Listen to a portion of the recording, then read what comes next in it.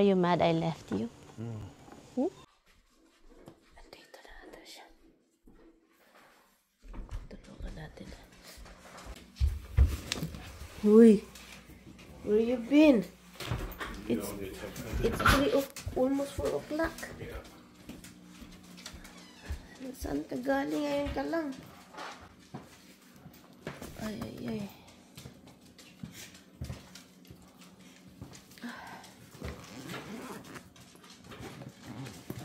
Karating lang, guys.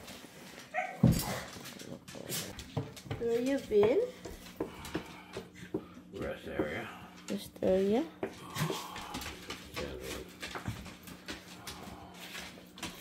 Okay. What, Roxy? What do you need? Coffee? I just woke up, hon. You sit. Go sit.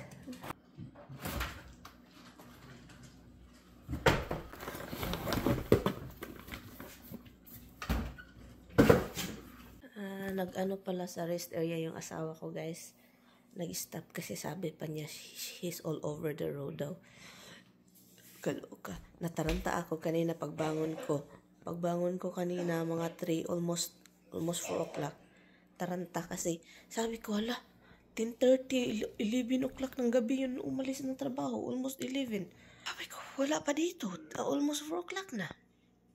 And then ngayon, kakauwi lang niya. And nataranta ako pagising ko. Sabi pa niya, I texted, nag-text pala siya. Ayaw niyang tumawag kasi nga madisturbo daw ako. Ito asawa ko talaga. Maghintay pa talaga siya, mataranta ako. Mas mabuti pa yung tumawag kaysa mag-text. Tulog na tayo, hindi mag-text. Sino bang magising? Sino bang magbasa ng text kapag tulog? Mas mabuti pang tumawag kasi pagbangon hindi tayo mataranta. Ganyan talaga yan siya. Mas mabuti pang mataranta ako kaysa madisturbo. Kaloka itong asawa ko, guys. Grabe na ang dahon dito. Dami na. Oy. Tignan nyo yan. Ang dami.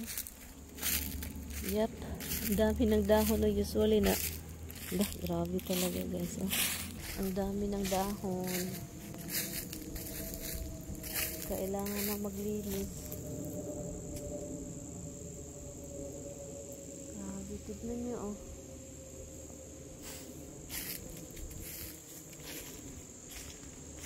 So, anong gagawin ko, guys? I-grind ko ito sila. Kasi ang dami talaga. Sana walang hayop dito, no? Kasi andito tayo sa kalibunan. Ako. Dami, nag-fall na talaga. Dito din on the side, oh. Ano. At ang dami pang mahuhulog pa, guys, oh. Ang dami pa dito mahuhulog, oh. Kala ko. I guess i-grind ko ito, ano, Friday or Thursday.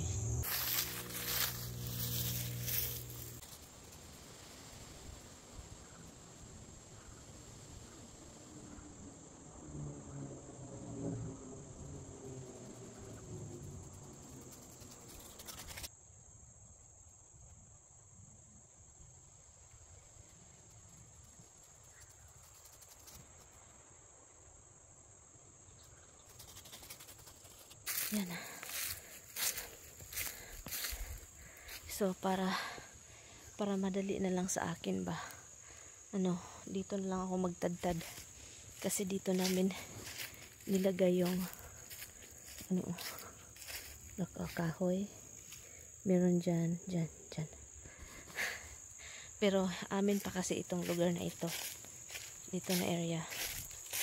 Amin pa to hanggang somewhere over here. Yep. At sana lang walang bear. Kasi kung meron, dadagitin talaga ako. At sobra pa naman bilis tumakbo ng mga bear na yan. Dito may daanan. So itong daanan na ito is ano siya, kinakat ng mga may apple doon na area. So yung property namin is hanggang somewhere dito, somewhere. So, meron pa kaming, and then, nandun, oh, yung ano, nandun yung marking.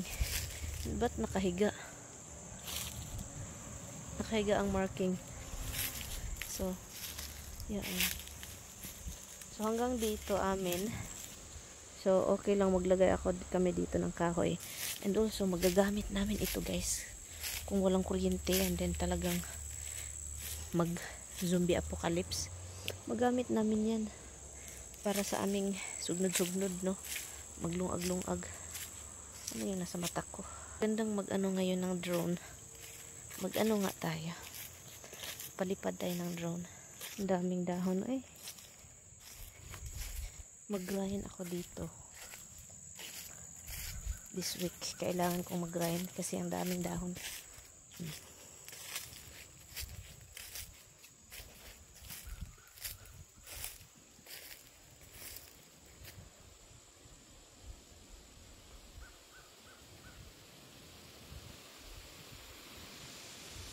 Look, ang dahon, ang mga hangin ay, oh, may nanguhulog na ay. Hulog na din sila.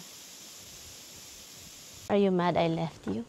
So, nakaligo na ako dito, guys. Si Mr. naliligo pa. Sabi niya sa akin, gusto niya sumama sa ating pag-grocery. At ngayon, aalis na ako dito kasi nga hindi na ako makapaghintay. At tinitignan ko lang yung gulong kung okay ba. So, ito yung time na iniwan ko yung asawa ko sa loob ng bahay kasi gusto pang manonood ng movie, no? At saka, yun, sabi ko, alis na ako at hindi na ako makapaghintay kasi siya mag-start yan mga baka 3:00 pa ng hapon at ayaw ko ng ganun, guys. Magkaiba kasi kami ni Tami. Ako gusto ko, sobrang aga ako mag-start yung araw ko. Kung gusto kong umalis, gusto ko alis na ako ng sobrang aga. Si Mr. naman hapon na. Hanggang pag uwi na ako pa yung magluluto, ako pa yung aligaga. So ngayon, andito na tayo sa grocery, guys. Ang una kong kinuha dito is talaga yung salad kasi yun yung pinunta natin dito at yun yung dahilan kung bakit lumabas ako ng bahay. Kasi at alam naman ninyo na hindi talaga sa indemilian palalabas, no? At ang dami kong salad kinukuha kasi nga, yun yung nga, balik tayo meat diet. Saka yun, with salad.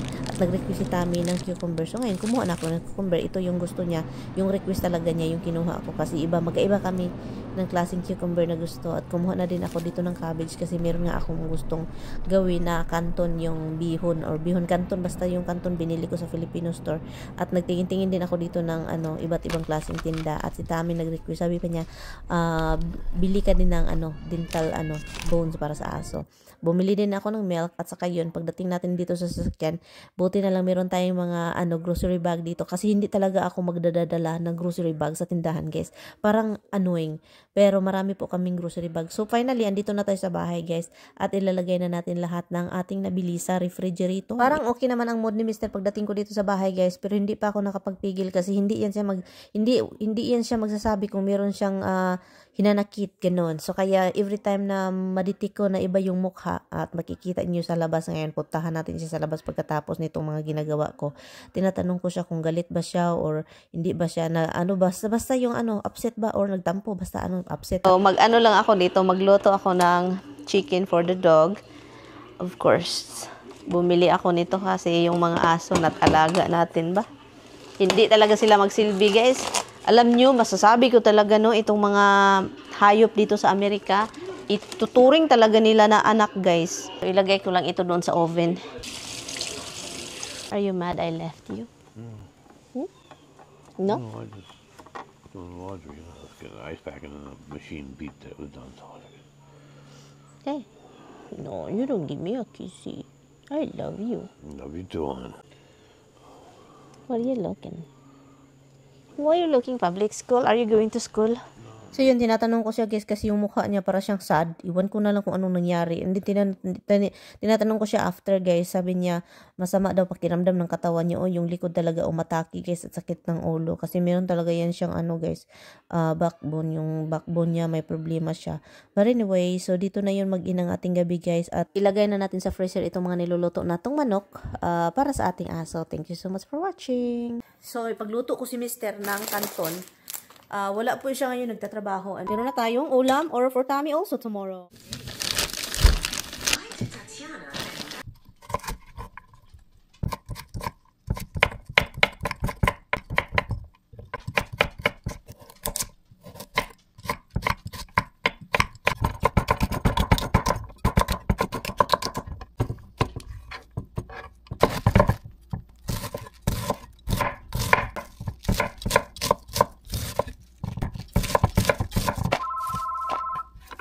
Habang nagda-drive yung asawa ko patungong trabaho guys, nagre-report lang niyan siya guys na yung route niya guys is may mga lumilipad na mga truck daw. So sabi niya sa akin, bukas I'm going to change my route. O, diba? Mag-change daw siya ng ruta. Oy, iwan ko na lang itong si Batman. Ito ako ng kanton para naman masaya ang ating asawa pagdating niya dito galing sa trabaho.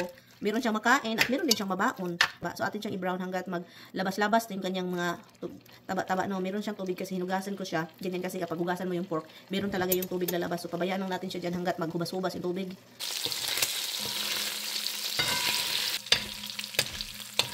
Dito ilagay natin sa gilid yung karne.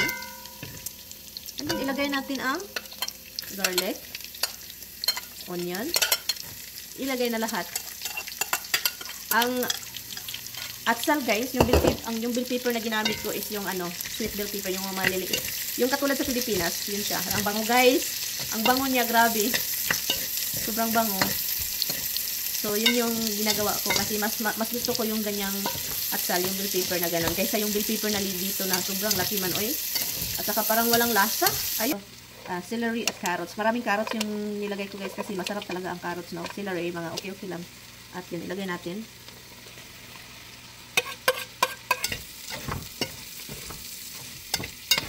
Lagyan natin ng tuyo.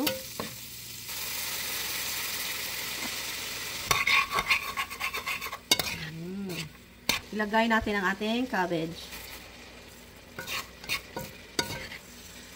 Yes, nilagay ko na yung cabbage kasi ayaw namin yung cabbage na hilaw-hilaw. Gusto ko yung cabbage luto, guys. Konti yun. And then, yun na yun siya.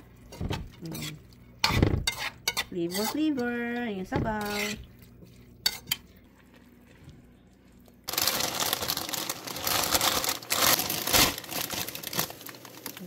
So, yun siya guys. Binoil ko muna siya dito, di ba? Kailangan lang natin siyang lutuin sandali. Yung maluluto na talaga siya kasi puti pa siya. Yan, ganito.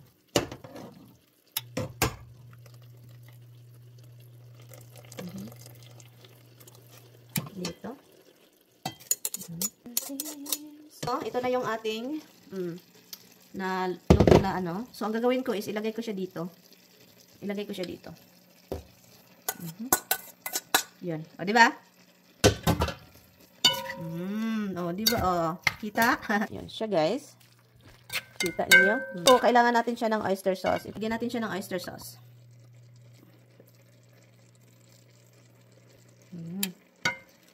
Yan. Chow mein. Na. Yan siya. Hindi na ako mahihirapan pang mag-ano-ano. Minadali yung trabaho ko. And guys. Masarap ito guys. Mga ganito guys. So kapag magluto kayo ng kanton, ganyan lang. I-boil nyo lang siya. Yun yung ano niya. So i-boil nyo lang siya. And then ito. Sarap. With pork. Pwede din shrimp. Pwede din beef. Oh. Pwede piniritong isda. Ay nako talaga. Sarap guys. Meron na tayong ulam or for tummy also tomorrow. Ang sarap ng aking kanton guys. Ang sarap ng kanton. So, yun. Masarap siya guys.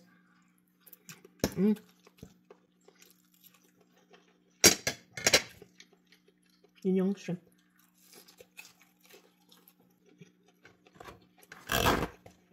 Ang sarap. Guys, mag-tinidor po ako, kasi po, yun na yung nakahiligan dito. So, kaya tinidor po yung gamit ko. May kutsara para sa pasta, ganon-ganon.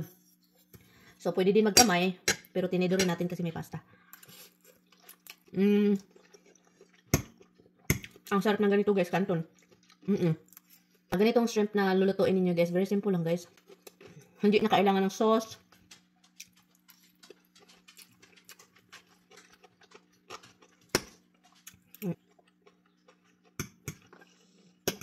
Ganito lang pala lutuin ng kanton, guys. Kasi usually, kapag magluto ako ng kanton, lagyan ko siyang maraming tubig and then ilagay ko ang pasta. Mas maganda pala siya i-boil muna. Ang sarap.